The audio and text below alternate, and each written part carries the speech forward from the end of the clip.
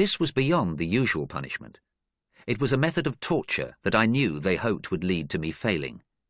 They knew it would make me want to run away again, and if that happened, I would be in even more trouble, and there might be no way back for me.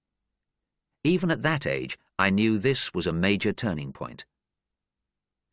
There was no way I could let this task beat me. For the first hour, I did something very simple. I divided the ground into squares. That way it looked easier to manage. Working square by square, I would be able to see that I had achieved something, and I could measure the amount of work I had done. Knowing that I was getting somewhere would keep me going. The warden came back and watched me as I measured the ground.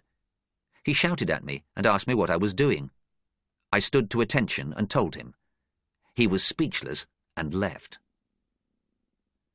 In the weeks that followed, I remarked the squares so the lines would not fade. I could do 2 squares between the start of work and the midday break.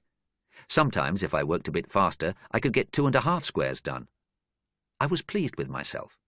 I did not let the big piece of ground grind me down. I just took it slowly, and each day the task became smaller. Sure, I may have been crawling along, but the main thing was that it was happening. By breaking down the job into smaller jobs, I had control over it. There is no great mystery to how I did it. I set myself a goal that I could live up to. I started with 3%. Each time I finished a square, I added to that 3%. That meant that I was doing the job and I wasn't wearing myself out.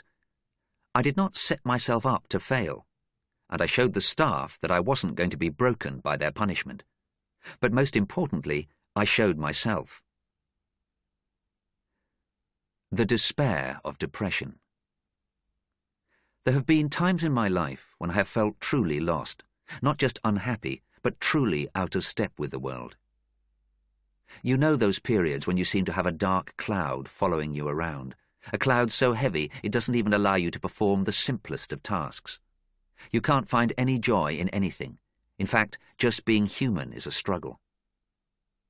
One time I was living on handouts from friends and a bit of social security money. Life was grim, and there wasn't much reason to get out of bed.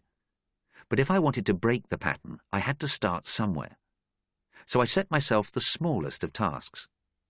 First, I praised myself for getting out of bed. Then I was pleased when I could brush my teeth each morning. If you've ever been depressed, you'll understand exactly the effort this takes. The fact that I added shaving to my daily routine was a major step. Okay, it might sound stupid, but I had to start somewhere.